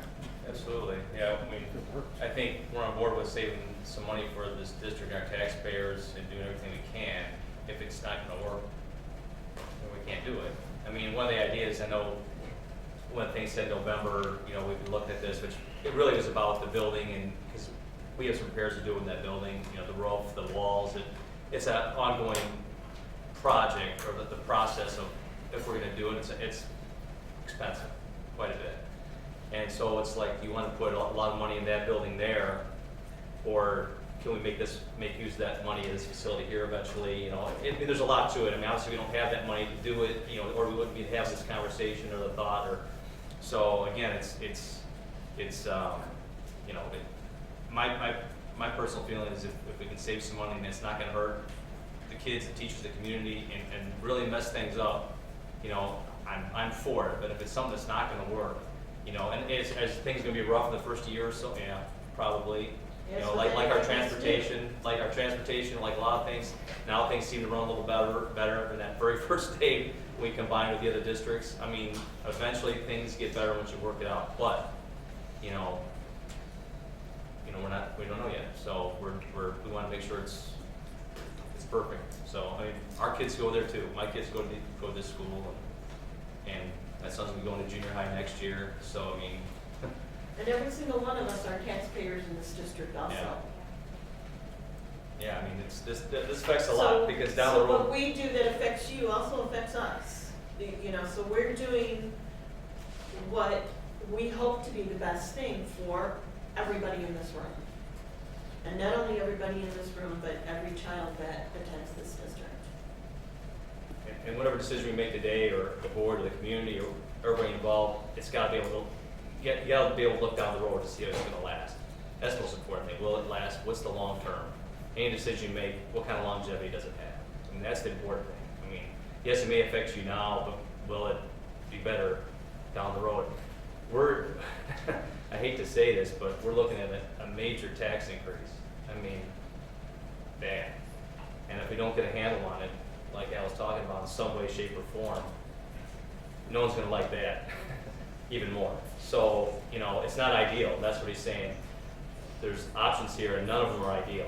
You know, which option are we going to go with? And we're going to share more on that. But right now, again, because the rumor got out, we want to tell you exactly what this was. So that's what this is. It's about us telling you exactly what's going on. You know, before people got out there and made it more than it was, or less than it was, or just didn't get the information. We just want to make sure everybody gets the information, for good, for bad, whatever your feeling on it is. I appreciate people showing up to voice their opinion, because otherwise, you don't know. So thank you. Anybody else want to give your opinion on it? Oh, I think you pretty well said it. We need to see the facts in order to make the decision. It's a start. We're at a starting point, and we got to start somewhere, and that's why we brought it up. So the next coming weeks, or whatever it is, that's what's going to get us to that point of knowing. So, but right now, we're sharing about the idea. So, anyway. Will the repairs to the building at Shannon be made regardless? We're gonna keep the building? I would hope eventually we're going to keep the building, yeah, that we'd be able to make repairs, but it's, I mean, I don't remember the last estimate on how much it was. $1.5 to $2 million. $1.5 to $2 million to fix it. Right now. Right now. And that it'll still save money consolidating teachers and not getting rid of the teachers to White Oak and still fix Shabana. I guess that's kind of like my gray area. Like, I understand. Fixing Shabana would happen not right now. Okay. It would happen later. Well, fixing Shabana is going to happen whether we pass or no. So that's not like part of, I mean, it's part of the picture, but I mean, it has to happen at some point. Maybe not tomorrow, but in a couple of years. Talk to Don Tandini, it's gotta be done tomorrow. I mean, it's gotta be done, so we're looking at, you know, if we're gonna have to shell out $1.5 to $2 million to fix that, then if we can save a couple $100,000 by moving people over here, that helps us in the long run, right? And so that's not something that's just gonna go away, it's not like we're just gonna, we're not mothballed, because I asked the same question, I'm like, well, if we move over to here, then we just let Chapman go. But it's like, we can't do that, so. Plus, if we're looking for leasing opportunities, we can't. Can't just let it go. So I mean, you gotta have some money to fix things, or it's or we put ourselves in more debt by just fixing something, because that's what we were looking at, is going in more debt. And I don't think anybody wants more debt on top of more debt, and kicking that can and doing this. And it's again, there's a lot of plans out there, and none of them are great plans. So now we're at that point where, so Hornsby said it, we hit the wall. And now we're at, what are we gonna do now? So. Has it been brought up? I'm sure it has, but the traffic control around here, I mean, Right. the homeowners around here That always is- complain about Yes, school mornings trying to get out of their own driveway. that is an issue. Is there an alternative method to this? Well, one of the things right away when Mr. Geigenhammer said, and I go, Al, parking here is terrible. Right. I go, and it's been bad before this idea was even here. And I'm like, we gotta get a bigger parking lot. Is that going to affect the kids' play areas and the recess if you're taking away field for Parking would be up here in our big open space. Oh, you're gonna, okay. Yeah, this is where we've looked at, is the big, huge, used to be the butterfly garden up there, that's not there anymore. Okay. All that, there'd be a big chunk of that we've been looking at we've been looking into parking. And you think staggering, you said staggering still? The way it is now. The traffic?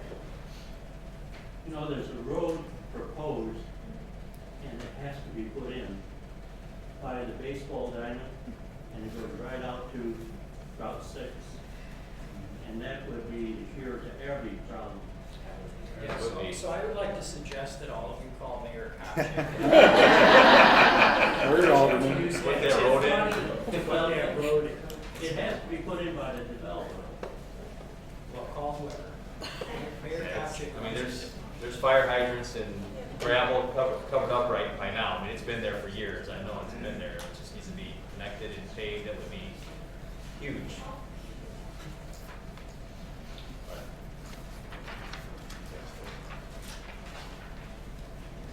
Anybody else? Thank you very much. The only other thing that I have associated with my report is I wanted to pass out to you up to the minute enrollment in the district. As you can see, we have, as we had indicated before, roughly 1,200 students in the district. So, that's all I have. Crystal's report, Mr. Meyer. Exciting. The climate culture survey was taken on January 4th. I met with Mr. White and Mrs. Zuriak to harvest all the data that found in credit. So in that process, I took Mrs. D and Mr. White through all the last stages of the modifications on the survey. So you can see when the survey was started, when it was last modified. We printed off those results, and Mrs. D and Mr. White went through and initialed all of those pages in that initial report, and then I gave those to Mr. Gaggenheimer, so Mr. Gaggenheimer has all of those data points as they were pulled from the import. I've been working with Mr. Sand now to plug in the data for his presentation in March, so he'll have the first executive report ready in February, and then a formal presentation again in March. English language arts curriculum adoption, pending Title I approval. White Oak should be on target for that K-5 ELA adoption. When I had submitted my board report, ISB, it was stalled at ISB since December 10th. We did get the grant return. We had a coding error on one of our budget items, so we fixed that and resubmitted that. and that was on the 15th of January. So as soon as we do that, we'll have that funding secure for that. We have solicited feedback from teachers on the current ELA program and requested volunteers from each grade level, 2 teachers from each grade level, along with special ed, ELL, and intervention to serve on that committee. Saratoga is also looking at their K-5 adoption, so we may be doing our presentations together from the textbook distributors, but then the 2 districts would be making those decisions on their own, what is the best fit for their staffs. 5 assumptions, we're going to talk about that. Standards-based report cards, we'll be working with 5th grade teachers to develop the rubrics for ELA and math. They would be the last grade level that is on cycle to adopt standards-based report cards. Para, the joint committee met on the 13th to look at the evaluation tool, decide on the evaluation tool to be used. Then the joint committee met with the District 54 certified staff to share some of the information they have made decisions on up to this point. And then been working with 6CC and 101 on the calendar, looking at start date, end dates, breaks, those type of ideas. Right now, between the 2 elementary districts, we have set aside 1 early dismissal day. I'm still plugging for 2 early dismissal days per month. With the amount of things that we're asking our teachers to do, I don't necessarily think that 1 early dismissal day is sufficient to look at best practices of ELA with our math curriculums that we both adopted, with the implementation of 1-1 initiatives. The teachers have a lot on their plate, and I don't necessarily think that we're giving ample time to provide the appropriate PD for those opportunities. So I'm still in discussion with Saratoga on that.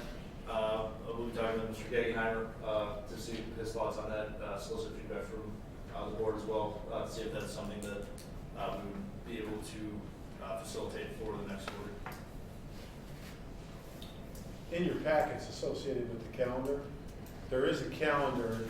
As a part of my report, I had taken Chris's calendar, I plugged it into an Excel spreadsheet, and if you want, I can send it to you electronically, so it's color on the electronic spreadsheet. And it kind of gives you an idea of when the days are, etc. So, and it counts it for you. I wrote some formulas in it, so it'll count the days for it. So. And the last thing I have on there, it's not on my board report. Starting last Friday, we did start our weekly principals newsletters. So if you got those in your email or a hard copy sent home, just to highlight some of the good things that are going on in our classroom. So we're doing a featured classroom, a pre-K2 classroom, a 3-5 classroom, and a 6-8 classroom.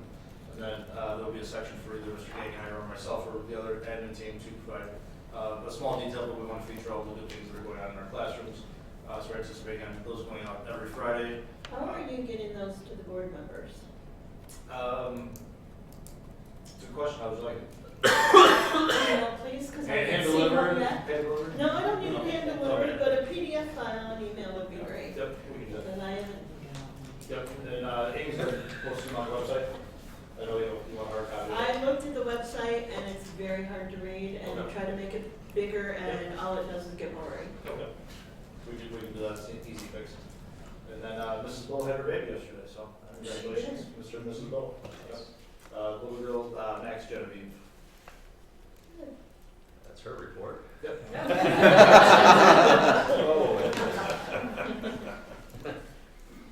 Not a perfect patient for a copy up for right now. Anybody else need a hard copy? Yeah, I'd like that too. Can I ask too, you had talked about the additional monies the school district was getting from the title grants? Yes. How much money are we talking about, Chris? 119,000. I just wanted to make sure the board heard that. You had told me before, but I wanted the board to. That's the most reallocation I've seen come through. So I don't necessarily anticipate having to spend all 119 on the ELA. So we'll be able to create an amendment to reallocate those funds for other needs.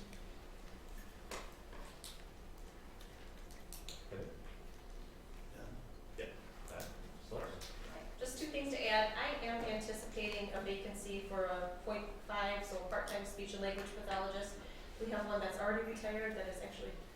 into retirement. Or at least she's anticipating for the 16-17 school year. Just so you guys know, I will be posting that soon. It's extremely difficult to find speech and language pathologists. There's a huge shortage across the state.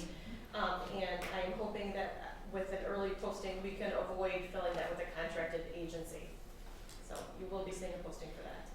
Also, I'm going to pass out a proposal for a program expansion that we'll talk about at the committee of the whole. But Mr. Guggenheimer just wanted to make sure that you guys had information prior to that to thoroughly review, and that I can answer any questions at the committee. This would be an expansion to our existing life skills and functional academic program. And then this just kind of highlights some of the costs savings as we look at doing that in-house versus through the special education, Grundy County Special Ed Cooperative.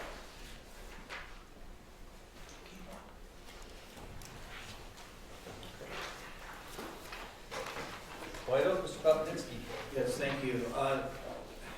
There's been a lot of fun things going on around buildings. Our students go. Weekly, we've been having 4th and 5th grade students reteach our school-wide expectations through cool tools. So they're getting on the announcements in the morning and teaching those school-wide to all the kids. And they've done a really nice job with that. And teachers are helping them prepare their little scripts and things like that. It's been quite entertaining. And it seems like there's a little battle going on between 4th and 5th to make it better the next time around. So that's been fun. We do have the White Oak Musical now going through practices. This year is called Let's Eat. And I have no idea what any of that means, but we'll find out. And those performances will be in the end of February. We will have some during the day, and we will have them at night on Thursday and Friday. Also, the PE teachers have set up Jump Rope for Heart. That's something that we do every year, and we are collecting donations for that fundraiser. Our students are collecting donations for that fundraiser, and it's a great fundraiser for our students to be involved in, and plus it gets them doing activities, healthy activities, and actually, eating healthy snacks and all those kinds of things. And they will actually jump for their donations on Friday, February 5th. We have time set up during the day, and we have volunteers coming in and things like that. And it's fun. We play music, they jump rope, singly or double dutch, all those kinds of things, and it's a lot of fun. And then just a reminder that PTO Family Fun Day is Saturday. This Saturday coming up in a couple days, and that's from 10 to 2. There are raffle tickets for sale, so you can enter the raffle. We have a first place prize of a 3-night Disney vacation, second place prize of an iPad mini, and third place received $100. So that's a great way for us to earn some money, or the PTO to earn some money for our school. So if you can come out that day, that'd be awesome.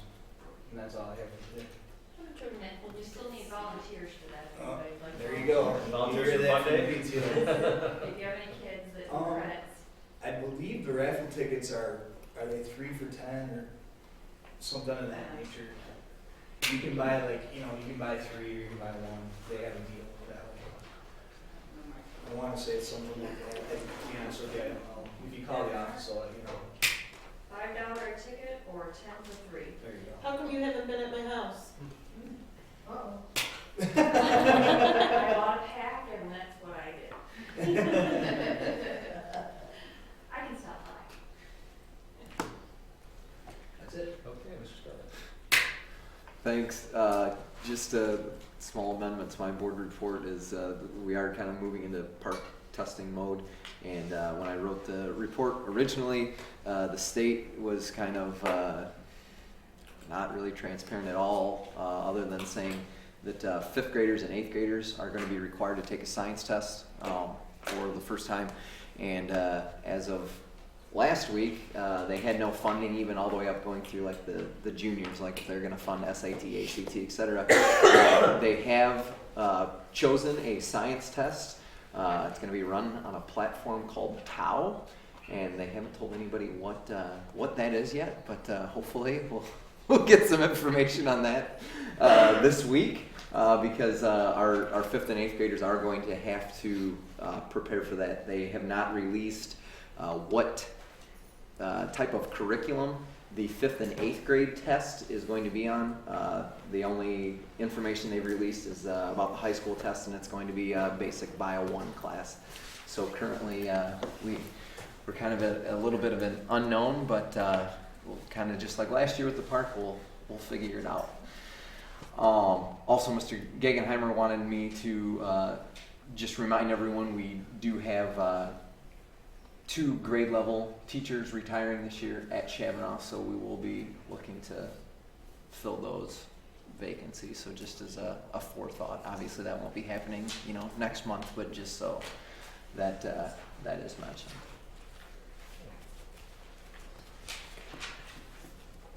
Any board communication? I'm going to speak for Mrs. Bowe a little bit about Oh. ABC, All right. okay? Sorry. We had a meeting and the BBC has been trying to kick around some ideas for some fundraising to keep our sports, athletic and, clubs going because all of those are funded by the BBC. So we did talk a little bit about that. One of the things I introduced to them at the last meeting was Schools Go Green. It was given to me by Mrs. Jazuriak. It is Raise Your Green with Clothes Recycling fundraisers. And what this would be is we get a couple of bins placed by the company here at White Oak, at Chavanoff. People drop in their clothes, rather than take them to Goodwill or St. Vincent's, and the company comes, picks them up, bundles them, and we get money for that. I want to talk to Mrs. Jazuriak a little bit more about it. I believe we can get somebody in to our BBC and actually make a presentation to us, learn more about it, but I just wanted the board to know that it was unanimous. Every board member on the BBC wants to do this. So I'll get her more information and probably actually make a presentation maybe by the next committee of the whole. Okay. Sounds good.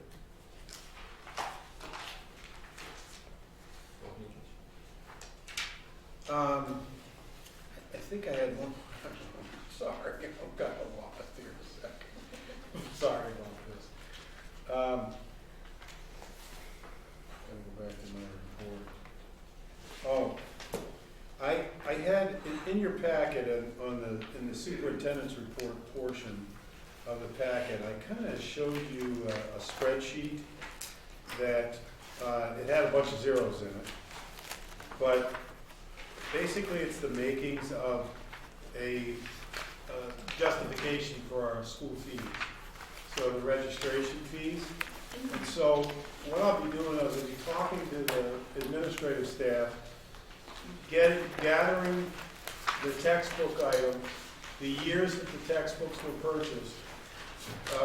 Ideally what you want to do is you want to be able to pay for the textbook in 5 years. So the school district upfronts the cost of the textbook, but the parents through their fees are reimbursing the district for the cost of the textbook over 5 years. And so that's what we'll try to do. And it'll justify any of the fees that we've got. I know that being in the school business for a long time, oftentimes when registration fees are scheduled to be paid, a lot of times parents are saying, hey, why do I need to pay this kind of fee? It gives us an opportunity to be able to justify that. So I'll have that information by the February meeting. Okay, we have a motion to go into executive session, to discuss appointment, employment, compensation, discipline, performance, and/or dismissal of employees, negotiation, purchase of real property, confidential student matters, and/or litigation. So moved. Second.